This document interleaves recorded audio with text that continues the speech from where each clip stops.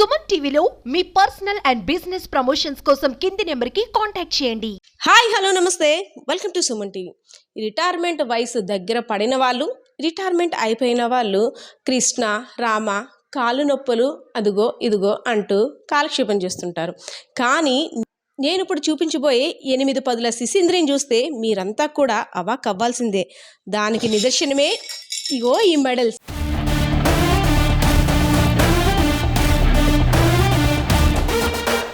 ఏంటి మెడల్స్ అనుకుంటున్నారా? విజయనగరం జిల్లా శృంగర్పుకోట నియోజకవర్గానికి చెందిన సత్యనారాయణ మూర్తి గారు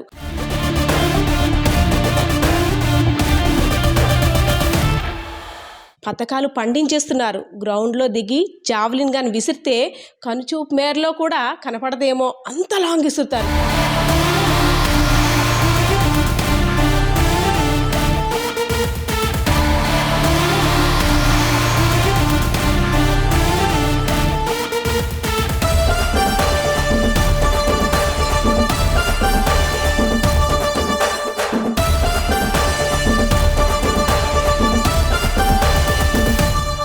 అంతేకాకుండా షార్ట్ పుట్ విసురుతున్నారు.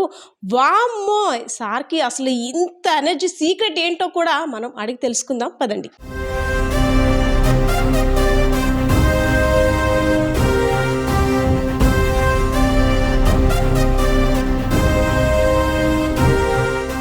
ఎనిమిది పదుల శిశీంద్రి గారు, మీ అల్లరి చూస్తున్నాం గ్రౌండ్లోన. అసలు ఏంటి హెల్త్ సీక్రెట్ ఏంటి? ఆ జావలిన్ విసరడం ఏంటి? ఆ షార్ట్ పుట్ విసరడం ఏంటి? వామ్మో ఏంటి సార్ అసలు? అంటే హెల్త్ సీక్రెట్ మాకు ముందు తెలియాలి.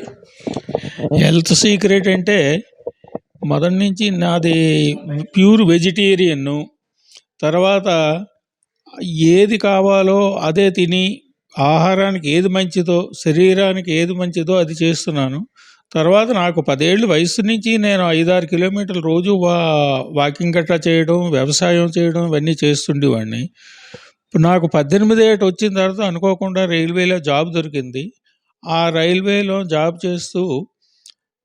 చేస్తున్నప్పుడు నాకు ఈ జాబ్లోను జాయిన్ అయిందేంచి మాకు పెద్దలు చెప్పడం ఏంటి, సిన్సియర్గా వర్క్ చేయాలి అన్న మాటకి, ఆ పెద్దలు చెప్పిన మాటకి ఆ సిన్సియర్గా సర్వీస్ చేశాను. ఇంచుమించు 41 సంవత్సరం సర్వీస్ చేశాను. 2004 డిసెంబర్ 31 రిటైర్ అయిపోయాను. పంక్చువాలిటీ మెయింటైన్ చేయాలి, ఏ టైంకి ఏ పని చేయాలో అదే చేయాలి, ఆ ఉద్దేశంతోనే ఇన్నాళ్ళు సర్వీస్ చేశాను. తర్వాత రిటైర్మెంట్ అయిపోయిన తర్వాత కూడా నాకు 70 వయసు వాకింగ్ రోజు 5 కిలోమీటర్లు చేసేవాడిని.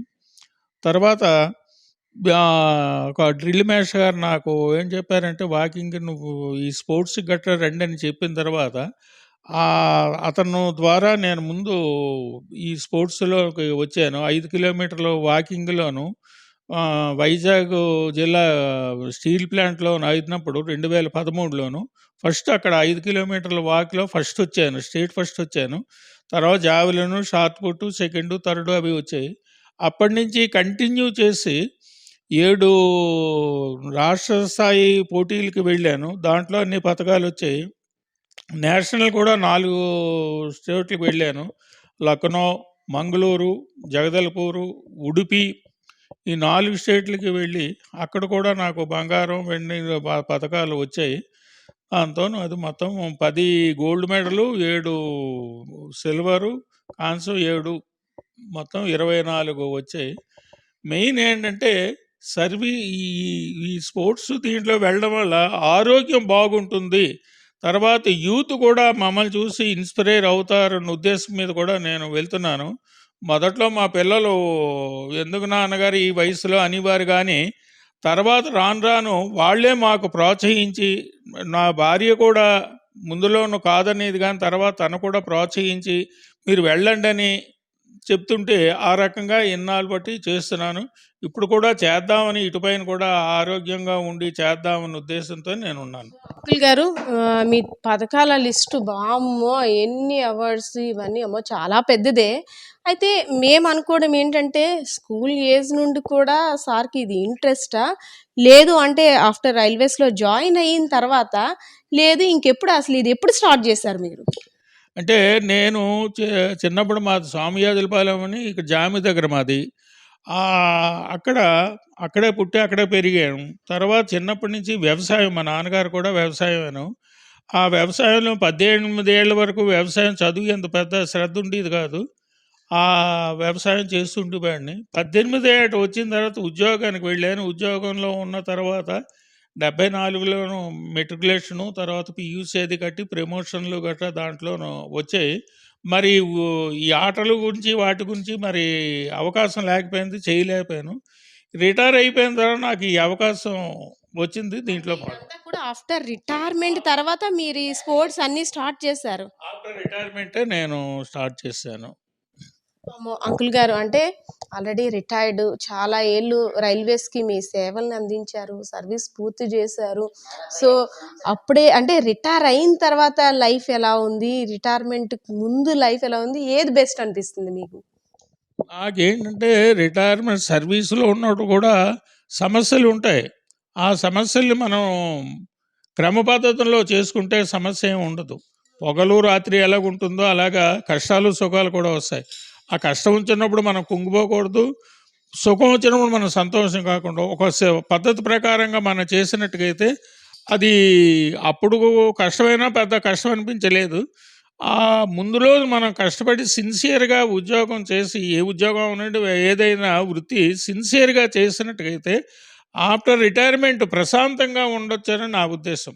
So, okay. మీరు మీ ప్రతిభకి గుర్తించి ఇన్ని అవార్డులొచ్చాయి. కానీ, ఆ ప్రతిభ వెనకాతల ప్రోత్సహించే వారిలో ఆంటీయేనా? వెనకాతల మీ విజయ రహస్యం ఆంటీయేనా? కరెక్ట్‌గా చెప్పుకోవాలంటే నాకు ప్రమోషన్‌లు రావడం కూడా ఆంటీ వచ్చిన తర్వాత 74 మే 5వ తారీఖున నా మ్యారేజ్ అయింది. ఈ ఇంటికి ఇల్లాలొచ్చిన వేళ, ఇంట్లో గొడ్డు వచ్చిన వేళ అని అంటారు.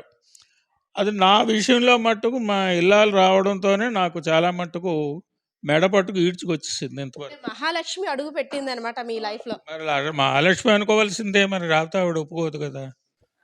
ఆంటీ గారిని చూస్తుంటే మీరొచ్చిన దగ్గర నుండి కూడా హడావిడి పడిపోయి మన చిన్నప్పుడు ఎలా అంటే స్పోర్ట్స్‌కి వెళ్ళొస్తే ఇంట్లో అమ్మ కావచ్చు అమ్మ ఎలా అన్నీ అరేంజ్ చేసి పెడుతున్నారో, ఆంటీ ఆ కళ్ళల్లోని ఆ తేజస్సు గాని అంతా చూస్తుంటే ముచ్చటగా ఉంది ఇద్దరిని చూస్తుంటే.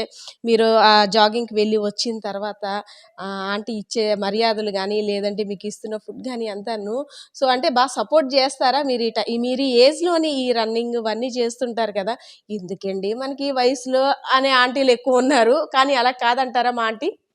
లేదు, నేను సర్వీస్‌కి వచ్చిందాయించి అదే నా మ్యారేజ్ అయిందాయించి నాకు ఏ లోటు లేదు. నేను డ్యూటీకి ఏ టైంకి వెళ్ళాలన్నా ఆ టైంకి నాకు క్యారేజీ కట్టేసి, లేకపోతే ఏ రకంగా వేళకి భోజనం ఏర్పాటు అవి చేయడం. నా పని చేసిన తర్వాత ఆవిడ పూజా వ్యవహారం చేసుకునేది. ఎప్పుడూ నాకు ఏ లోటు కనిపించలేదు. అంచేత అలాగే చేసింది. పిల్లల్ని కూడా అలాగే పెంచి ఒక క్రమ పద్ధతిలో తను కూడా చేసింది. తను ఎక్కువ చదువుకోపోయినా, నేను ఉద్యోగరీత్యా అటు ఇటు వెళ్ళిపోయినా, పిల్లల్ని ఒక బాధ్యతగా, ఒక క్రమం, ఒక శిక్షణగా తనిచ్చి, తన కృషి కూడా చాలా మట్టుకున్నది మా పిల్లల భవిష్యత్తు గురించి కూడాను. వాళ్ళు కూడా ఆ రకంగా తల్లి, తండ్రి అంటే మాట కాదనకుండా వాళ్ళు కూడా ఉండి చేశారు. ఇప్పటికీ వాళ్ళు చేస్తున్నారు.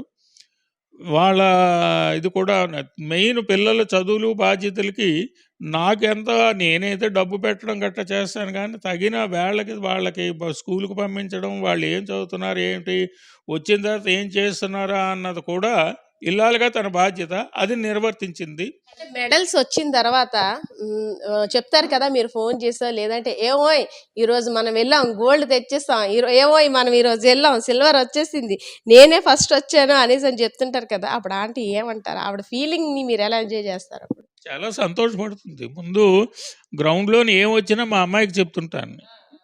లక్ష్మీదేవి అంటారు. మాకు మొట్టమొదటి అమ్మాయి ఆడపిల్ల లక్ష్మి. తర్వాత మా పిల్లలకి చెప్తాను. తను కూడా చెప్తుంటా అనమాట. ఏదైనా ఒక మంచి జరుగుతున్నదంటే అందరూ ఆనందపడతారు కదా! అలాగా తను కూడా ఇది చేస్తున్నాడు. నేను రైల్వేలో చూస్తున్నప్పుడు కూడా 5, 6 అవార్డులు వచ్చాయి నాకు. సేఫ్టీ అవార్డులు, యాక్సిడెంట్ ఫ్రీ అవార్డు, తర్వాత మా మా స రికార్డ్ మెయింటెనెన్స్ కరెక్ట్‌గా ఉన్నాయా అవార్డులు మొత్తం చేశారు. కృష్ణకాంత్ గారు అప్పుడు గవర్నర్గా ఉండేవారు. ఆయన ద్వారా కూడా అవార్డు తీసుకున్నాను. జీఎం జనరల్ మన డిఆర్ఎం ద్వారా మా ఆఫీసుల ద్వారా అవార్డులు తీసుకున్నాను. హ్యాపీగా ఒక వార్నింగ్ లెటర్ లేకుండా ఎవరికి ఏ సమస్య లేకుండా హ్యాపీగా రిటైర్ అయిపోయాను. అదే నా తృప్తి అనిపించింది. అంకుల్ గారు, మీ ఇద్దరి జంటకు సంబంధించి ఒకటి అడుగుతాను. ఇద్దరిలో అలిగేది ఎక్కువ ఎవరు మీ ఇద్దరిలోని? అలకలూరు వెళ్ళేది ఎవరు ఎక్కువ? ఇద్దరం అలుగుతాం. అయితే మాదేంటంటే అగ్రిమెంట్ రాసుకోలేదు కానీ అగ్రిమెంట్. తను అలిగినట్టుగా అయితే నేను బయటకు వెళ్ళిపోతాను, నేను అలిగినట్టుగా అయితే తను వంటగదిలోకి వెళ్ళిపోతుంది. అంచేత ఒక గంట అరగంట పోయి నేనైనా పిలుస్తాను, తనైనా పిలుస్తాను. అంచేత మా అలకలు మాలోనే ఉన్నాయి కానీ బయటకు ఏమీ లేదు. అది పడుతుంటారా అప్పుడప్పుడు? ఏంటి నేను వచ్చేసరికి ఎలా ఉంది, అది చేయమని చెప్పాను, ఇప్పుడైనా కోపడుతుంటారు? లేదంటే ఆంటీ మీ మీద నేను అది చెప్పాను ఇది చెప్పాను అనేసి నేను కోపం పడినా మరి మా జవాబు ఇప్పించి ఊరుకుంటుంది. ఆ మౌనమే నాకు తిరిగి రిప్లై ఇలాగ అనిపిస్తుంది. తనకు ఎప్పుడైనా కానీ కోపం వచ్చినట్టుగైతే నేను మౌనంగా ఉంటాను. అది మా ఇద్దరిలో అండర్స్టాండింగ్. అది మా ఇద్దరు మరి ఏమైనా ఒకరు మౌనం, అదే మౌన వ్రతం పాటించడం ఇద్దరికి మంచిది అనమాట. రాసుకోలేదు కానీ మనసులో ఉంచుకున్నాం. అది మనసులో రాసిన లేఖ అనమాట అది. యా అంకుల్, దగ్గర దగ్గర మీ మ్యారేజ్ అయిన తర్వాత పిల్లలకి పెళ్ళిళ్ళు, మనవాళ్ళు అంత లైఫ్ని చూశారు. అయితే మ్యారేజ్కి ముందు మ్యారేజ్కి ముందు అంటే మనం ఇది సాధించాలి, అది ఒక ప్లానింగ్. ఆఫ్టర్ మ్యారేజ్ బరువు, బాధ్యతలు, బంధాలు ఇవన్నీ. ఆఫ్టర్ మ్యారేజ్ పిల్లలంతా సెటిల్ అయిపోయిన తర్వాత, ఆఫ్టర్ రిటైర్మెంట్ తర్వాత, సో అంటే ఏ లైఫ్ బాగుంది అంటారు? మీ ఇద్దరు కూడా వయసులో చాలా అనుభవజ్ఞులు. 20 వరకు ఒకలా ఉంటుంది మన ఆలోచన, 20 to 40 వరకు ఒకలా ఉంటుంది, 40 to 60 ఒకలా ఉంటుంది, 60 to 80 ఒకలా ఉంటుంది. సో ఏ వయసులో ఆలోచన ఏది బాగుంది అనిపిస్తుంది మీకు? మాకంటే బాధ్యతలన్నీ తీరిపోయి హ్యాపీగా ఉన్నాం. ఏ బాధ్యత మాకు లేదు. మనవలు పెళ్ళిళ్ళు గట్రా అంటే వాళ్ళు చూసుకుంటారు. మేము వెళ్ళి అక్షింతలు వేయడం అంతకన్నా ఇంకేమీ లేదు. ఇది ఫ్రీగా ఉన్నాం. ఇంకా అంతకన్నా మాకేం కావాలి? ఏం అక్కర్లేదు. వేళకి ఏదో ఇంత ఉండాలి, ఉండడానికి ఇల్లు ఉన్నది, కట్టుకోవడానికి బట్ట ఉన్నది, తినడానికి తిండి ఉన్నది. ఇంకా వేరే కోరికలు ఏమి అక్కర్లేదు. మీరు రిటైర్మెంట్ తర్వాత నాకంటూ ఒక ప్రత్యేక గుర్తింపు నేను వేరేగా తెచ్చుకోవాలి. ఆల్రెడీ అంటే ఎంప్లాయీ కాకుండాను వేరేగా నాకంటూ స్పెషల్ అంటే ఇప్పుడు అందరూ చూడండి అక్కడ ఉన్నారు చూడండి, మూర్తి గారు బాబోయ్ ఆయన పరుగులు వీరుడని ఏదేదో చెప్తుంటున్నారు కదా అంతాను. సో ఇలాంటిది ముందు అనుకున్నారా, ప్లాన్ చేసుకున్నారా? నేనేమీ అనుకోలేదమ్మా. నేను ఇంతవరకు వస్తాను కూడా నేను మొదట్లో ఊహించలేదు. కానీ భగవంతుడు మనం చేతిలో ఏముంటున్నది, ఎప్పుడు ఏది ఎలా కావాలో అవుతుంది. నేను ఈ మెడల్స్ తీసుకోవాలి కానీ, ఈ ప్రమోషన్ తీసుకోవాలి కానీ, రాకపోతే మరొకటి కానీ నేను ఎప్పుడు ఆశించలేదు. రేపు ఏంటవుతుందా అన్నది నేను ఆశించలేదు. భగవంతుడు అనుగ్రహించాడు, సంతోషం అనిపిస్తుంది. ఫస్ట్ మెడల్ తీసుకున్నారు కదా, అంటే స్పోర్ట్స్ పరంగా జావ్లిన్ త్రో లేదంటే షార్ట్ పుట్ ఇవి వేశారు కదా, ఫస్ట్ మెడల్ వచ్చినప్పుడు మీ ఆనందం? చాలా ఆనందపడ్డాను. అప్పుడు ఫస్ట్ మెడల్ తీసుకున్నాను. మా అమ్మాయి కూడా అక్కడే ఉన్నది. ఆ స్టీల్ ప్లాంట్కి వెళ్ళినప్పుడు తను చూసి తను సంతోషించింది, చాలా ఇదైంది. అప్పుడు నేను ఏంటనుకున్నానంటే నీకు కృషి చేస్తే ఏదైనా సాధించవచ్చు అన్న. నేను మొదట్లోనూ ఆయన డ్రిల్ మాస్టర్ గారు చెప్తే నేనేం రాగలనండి అని. అయినా సరే ఆయన బలవంతంగా తీసుకువెళ్ళారు, చేశారు. అక్కడి నుంచి నేను నా పట్టుదలకు ఉంటే ఏదైనా సాధించవచ్చు అని అప్పటి నుంచి నేను ప్రాక్టీస్ చేస్తున్నాను. ఇప్పటి వరకు మీ మాటల్లో విన్నా, కానీ మీకు ఇంత అంటే హెల్త్ పరంగా కావచ్చు అన్నిట్లో కూడా చేదోడు వాదోడుగా ఉంటున్న ఆంటీతో మాట్లాడాలి. మీ సీక్రెట్స్ అన్నీ నేను ఆంటీతో బయట పెట్టించేస్తాను ఇప్పుడైతే మాత్రం. సో అనుకున్నట్టుగానే అంకుల్ హెల్త్ సీక్రెట్ వెనకతల ఉన్న రహస్యం మంగమ్మ గారు. ఆ అమ్మని చూస్తుంటే నిజంగా అసలు ఎంత ముచ్చట వేస్తుందంటే, ఈ వయసులోని అంకులు వచ్చేసరికి పరుగున అన్నీ ఇవ్వడం, పూజలు, అబ్బా నిజంగా ఈ ఏజ్లో ఉండే వాళ్ళని చూసి మనం చాలా నేర్చుకోవాలి. మా మంగమ్మ గారు నమస్తే. నమస్తే. అంకుల్ గారి గురించి మీరు 2 ముక్కలు అంటే ఏ దాంట్లోని అంకుల్ని మెచ్చుకోవచ్చు అని చెప్తారా అని ఆశిస్తున్నాం. మెచ్చుకోవడం అంటే అన్నిట్లోనే మెచ్చుకోవాల్సిందే. ఎందుకంటే ఆ చిన్న ఉద్యోగాలప్పుడు ఒకలాగే ఉన్నారు, ఇప్పుడు పెద్ద అయ్యాక పెద్ద ఉద్యోగాలు వచ్చినా ఒకలాగే ఉన్నారు. అయితే ఎప్పుడూ కూడా తేడాలు ఏం లేవు. మా ఇద్దరి నక్షత్రాలు ఒకటే. అయితే అలాగే ఇద్దరం కూడా మాకు బాగానే ఇప్పటిదాకా అయిపోతున్నది. అంచేత మరి ఇక ఇంకేం లేవు. అయితే ఎప్పుడైనా ఏవైనా చికాకులు అయితే ఏవో కషాయాలు అవి పెట్టి ఇవ్వడాలు, అగో దానికి వెళ్ళండి అని ప్రోత్సహించి బలవంతాన్ని ఏమని తీసుకొని వెళ్ళి తగ్గిపోతుందన్న ఒప్పుకోకుండా మా పిల్లలతోటి హైదరాబాదు గట్రా తీసుకొని వెళ్ళి అవి మేము ఆపరేషన్ అవి చేయించడం అది చేసాం అన్నమాట. అంకుల్ గారు ఇప్పటికీ గిఫ్ట్లు ఇస్తుంటారా మీకు?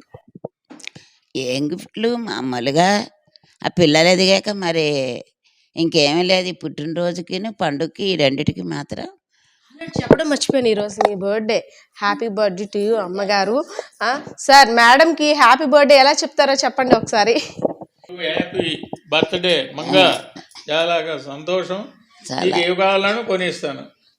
వరం ఇచ్చేసారు, ఇలాంటప్పుడే అడిగేయాలి మనం ఏం కావాలన్నా. ఈరోజు వాళ్ళ తగ్గట్టుగా వరం మనం అడగాలి. ఎందుకంటే మనం అడుగుతాం ఎన్నైనాను అలా అవి కావాలి ఇవి కావాలి అని. అయితే నాకేవీ అక్కర్లేదు, ఒక పూజ మాత్రం నాకుంటే మరే బంగారాలు అవి లేవు. పెద్ద ఇగో మా పిల్లలకు ఉద్యోగాలు వచ్చాకే నాకు ఇవి కొనుక్కోవడం అదే అయింది. అంతకుముందేమని నాకేది అక్కర్లేక నాకేమని పూజ తాలూకు ఇస్తే నాకు మరి అదే సంతోషం అనిపించింది. ఏం అండర్స్టాండింగ్ కదా ఆంటీ అంకుల్ వాళ్ళ నుండి. నిజం మనలాంటి జనరేషన్ చాలా నేర్చుకోవాలి. అమ్మ ఇప్పుడున్న జనరేషన్ చీటికి మాటికి తగువులు తప్పితే ఇంకో వేరేదే ఉండదు. నువ్వు ఇంత నేను సంపాదిస్తున్నాను, నువ్వు సంపాదిస్తున్నావు.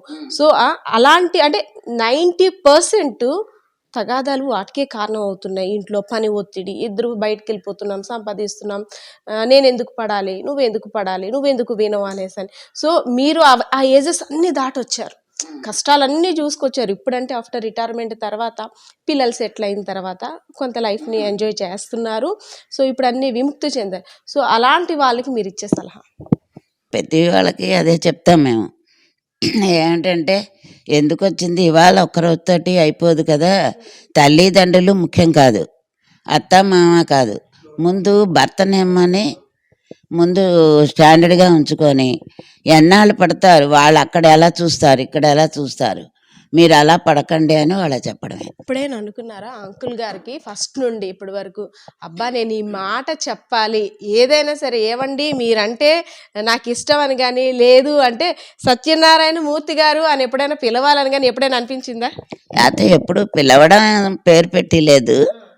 ఏమంటే పేరు పెట్టి పిలిస్తే చాగంటి గారు అన్నారు ఏంటంటే వాళ్ళకి ఆయుష్ తగ్గిపోతుందిట. అంచేత ఏంటంటే మరి ఎప్పుడు పేరేం లేదు అతనికి, నేను ఎప్పుడు ఏది అడగలేదు, ఏమీ లేదు. థ్యాంక్ యూ అమ్మా. సో చూసారు కదా, చక్కగా ముచ్చట గొలిపే ముచ్చటైన జంట, ఆదర్శవంతులనే చెప్పుకోవాలి. సత్యనారాయణ మూర్తి గారు రైల్వే సర్వీసెస్లోనే కాదు ఇంటిలో కూడా వారెవ్వా అనిపించేశారు. అంతే విధంగా స్పోర్ట్స్లో కూడా తనకంటూ ఒక ప్రత్యేక స్థానాన్ని ఏర్పరచుకోవడమే కాదు, వామ్మో ఏంటి ముసలాయన వాళ్ళు కాదు ముసలోళ్ళు మనమే అనేటట్టయితే ప్రతి ఒక్కరు అవాక్ అయ్యేటట్టు చేస్తున్నారు ఆ అవార్డ్స్ అన్నీ చూపించి. సో మీరంతా చూసారు కదా, ఇంకెందుకు ఆలస్యం, కామెంట్ సెక్షన్లో మీ ఆలోచన కూడా కామెంట్ చేసేయండి. కెమెరా పర్సన్ బాలకిషోర్తో పద్మ, సుమన్ టీవీ, విజయనగరం.